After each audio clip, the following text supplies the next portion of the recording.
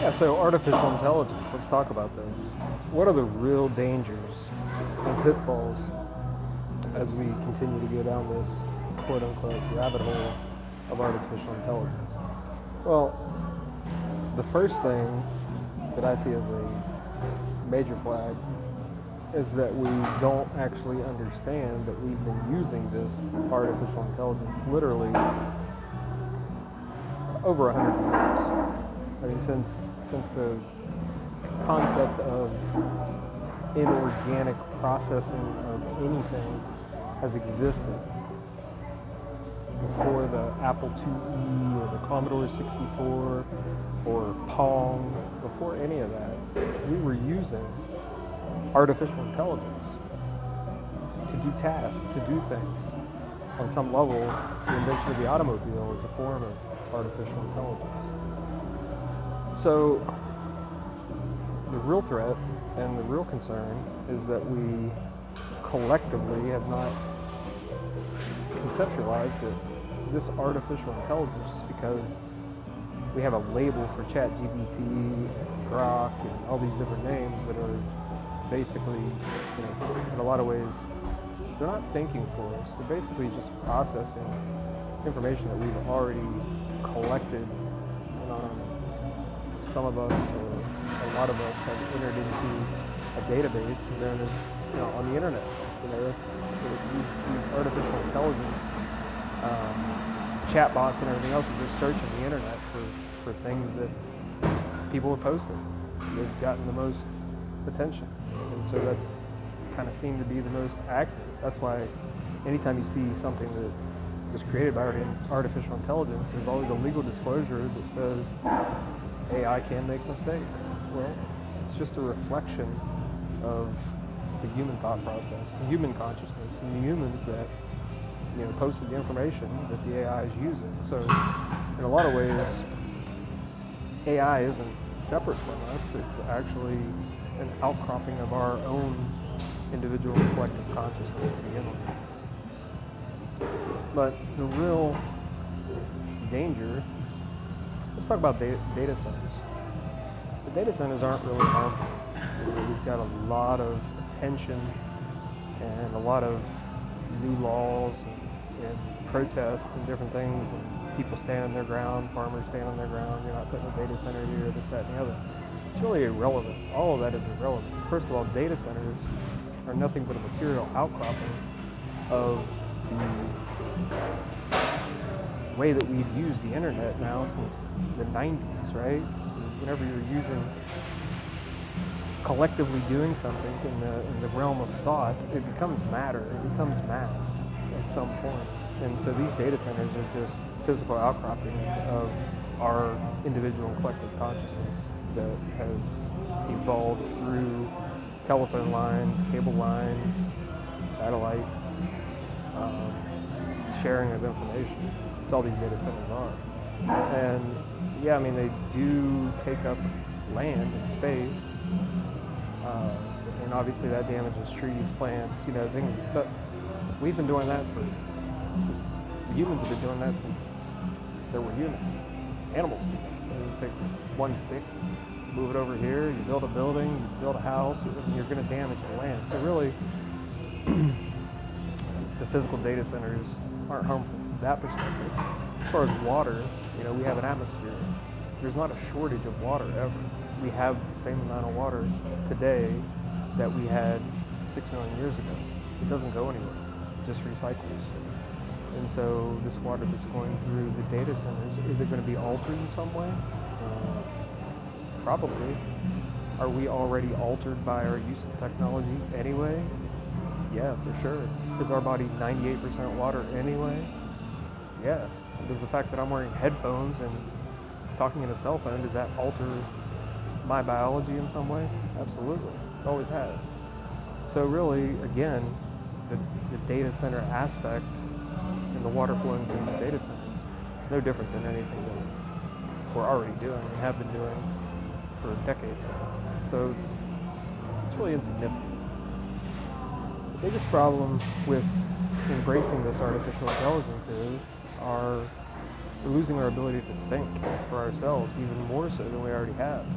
You know, when you have a problem, a question, you can just get an answer in nanoseconds on a device right in front of you, on a screen right in front of you, and without any sort of action required on your part. Like, is that healthy? Well, maybe. I don't think so. I mean, the other part, and this is the biggest part, is responsibility. So I know that you've had one of these experiences, and there's so many examples of this. Have you ever had a utility shut off because you haven't paid a bill? If you've ever had a mistake with your cell phone bill, with your cable bill, with any basic bill that you have, there's ever been a discrepancy and you've gone to seek a remedy for that discrepancy, 95% of the times you're going to be greeted with a human that says, well, that's our policy, or the computer did that, or I can't change that. And the reality is that human probably can change it, you know, if they put forth a little bit of effort. But again, that human doesn't want to think to begin with. How much effort are they going to put in this, especially when they can blame something outside of themselves for their reluctance to fix it, or go and find somebody who can fix it, or understand, you know, where the root of the problem is, and provide thoughtful response. Another example of this that I'm sure you've seen, I'm in Austin, Texas. We'll have 2 days of rain, and while it's raining, I'll walk around to all these brand new apartment complexes and all these businesses, and I'll see sprinkler systems that are set to come on at a certain time. And so these plants don't need a sprinkler system to water them. It's raining. It has been raining for 2 days. But the system's already set to do that. It has no conscious awareness of what's actually occurring around it. So it's just operating via its protocol. And sure, you know, property management guy or girl or person shut that sprinkler system off and recalibrate it, but they don't. I mean, they just use the resource because the computer is already set to do that, and it creates a lot of waste. It creates, you know, that water bill is going to go up even though it's raining for 2 days. That sprinkler system is going to run 4, 5, 6 times in that 2-day period of time, and those people are going to be responsible for that bill for using something that they didn't even need. And it's not really just about money. It's about pretty much any aspect. If we automate 50%, 60%, 70%, 80% of the processes that we do on a daily basis, and there's no consciousness behind that automation, I mean, there's literally going to be death as a result. I mean, if you have a system that's important, that's running on autopilot, that's calibrated to operate at a certain time, regardless of conditions, that's going to create problems. And the responsibility piece is the biggest part of it. You know, at that point, once that AI is set to do something, it's going to do it. And all the humans that had anything to do with it are all going to point their fingers when something goes wrong. Oh, well, the computer did it, you know. Can't help it. I wasn't even there. You know, I said it did that. Like, I had no way to know because I wasn't in the, like, just a total irresponsibility. So I guess the biggest takeaway for artificial intelligence, it doesn't actually have to be a problem if we collectively agree to use this technology just like we would responsibly use any tool: jackhammer, sledgehammer, gun, any tool or resource that has pretty serious consequences if it isn't used appropriately. If we don't collectively agree to use this artificial intelligence in that way, it is going to cause harm to humanity. And that's not going to come from an environmental perspective. It's not going to come through polluting our water. It's not going to come through an overuse of water. It's not going to come through any of these conversations, debates, and new policies and arguments that are being created around these data centers, it's not going to come from that. Like, that's not the problem.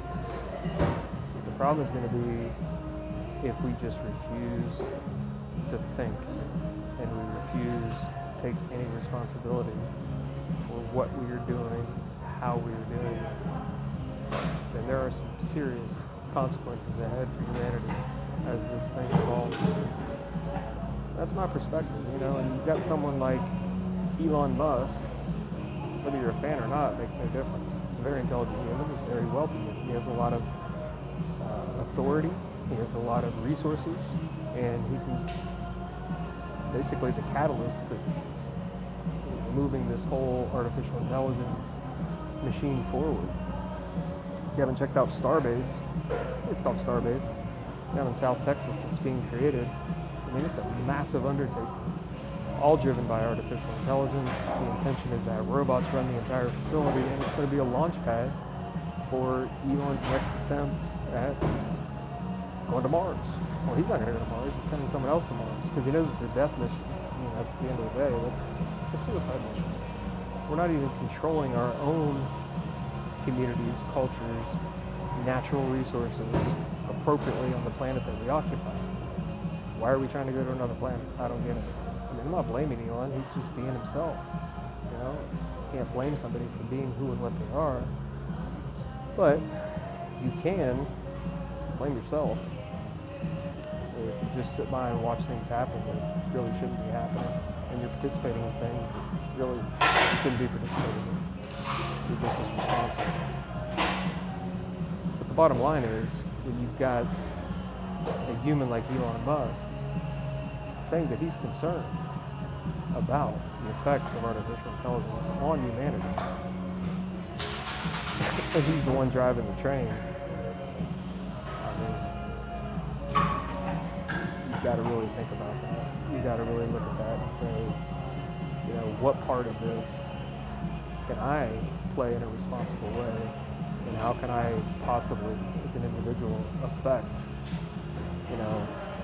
how this thing unfolds in a conscious way. Because the way you act and the level of responsibility that you take as an individual affects those around you. And so anything that's present in your reality, you are responsible for. That's my thought on AI. Let me know what you think. And do me a favor, like and subscribe. I'm new to creating YouTube content. I'm new to sharing thoughts and ideas. I'm building a community. And if you find any value, or even if you don't, just do me a favor. If you came this far, just click on the like, click on the subscribe, share with your friends if you think there's any value there, and we'll see you in the next episode. Take care.